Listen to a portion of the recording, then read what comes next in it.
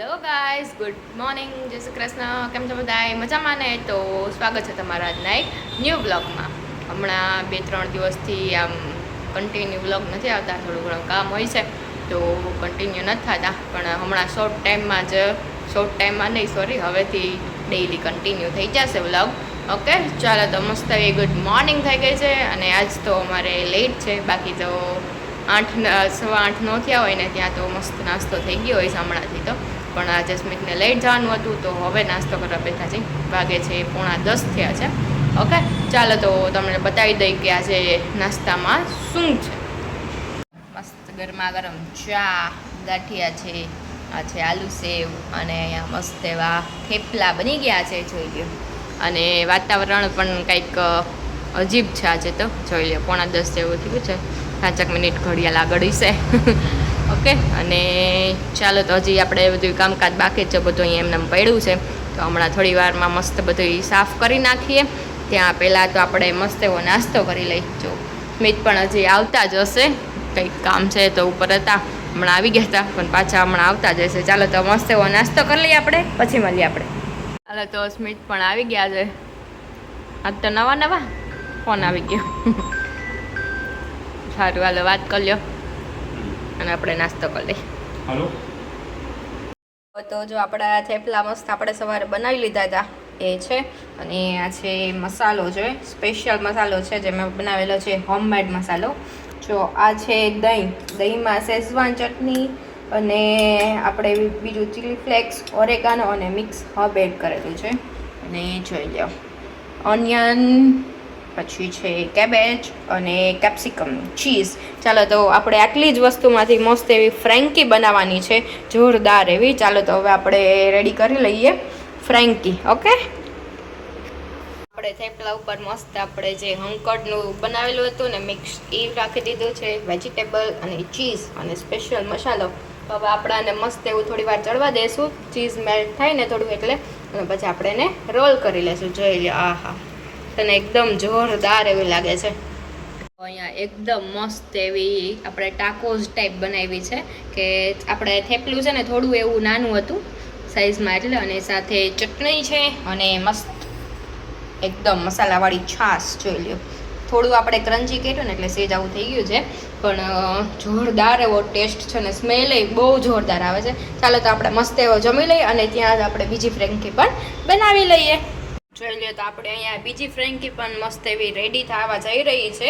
પણ આપણે છે ને આમાં ઓઇલ, બટર, ઘી કાંઈ એડ નથી કરતા, કેમ કે આપણે થેપલા બનાવ્યા ને એમાં ઓઇલ હોય જ, એટલે ખાલી ગરમ કરવાનું છે. અને જો મસ્ત અને રોલ વાળી અને મસ્ત એકદમ ટેસ્ટી એવી ફ્રેન્કી ખાવાની.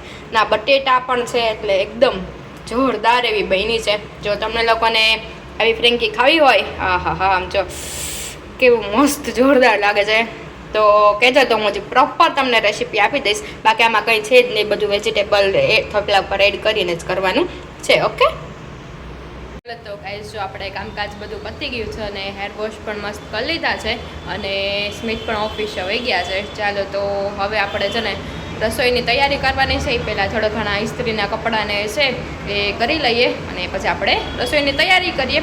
ઓકે, ચાલો તો આપણે મળીએ આગળ.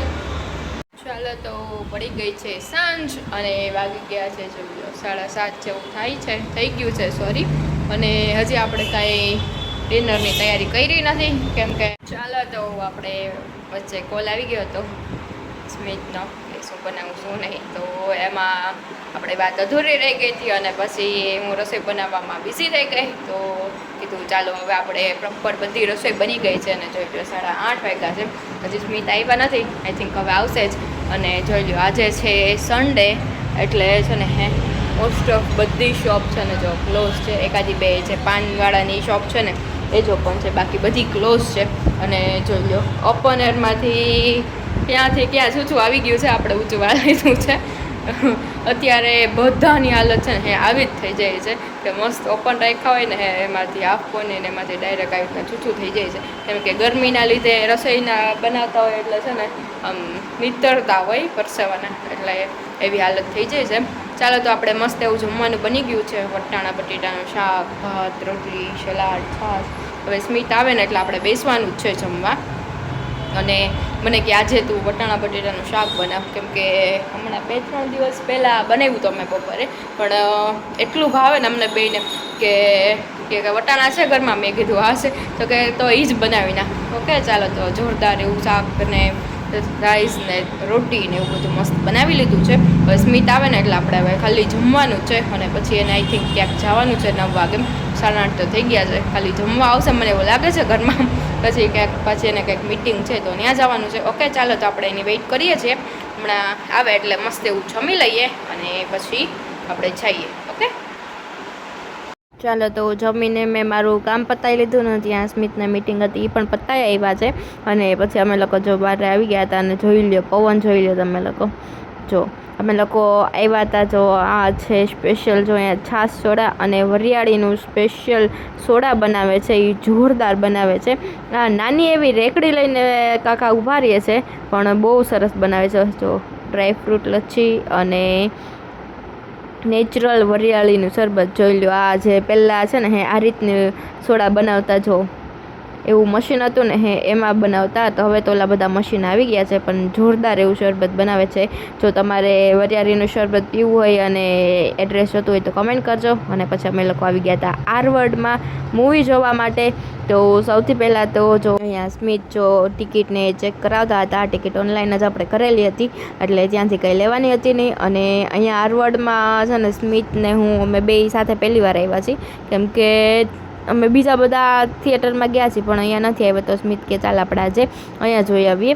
અને સ્પેશિયલ તો એ છે કે થર્ડ ફ્લોર ઉપર છે ને અમારું મૂવી હતું, અને અમે લોકો ત્યાં આવી ગયા હતા. પણ લિફ્ટ હતી ને એટલે મસ્ત છે ને આપણે ચડીને આવ્યા છીએ, અને અંદર આવ્યા ને તો જોઈ લો હજી આપણે મૂવી ચાલુ થયું. હવે જો એટલે ટાઈમસર જ હતા આપણે લોકો.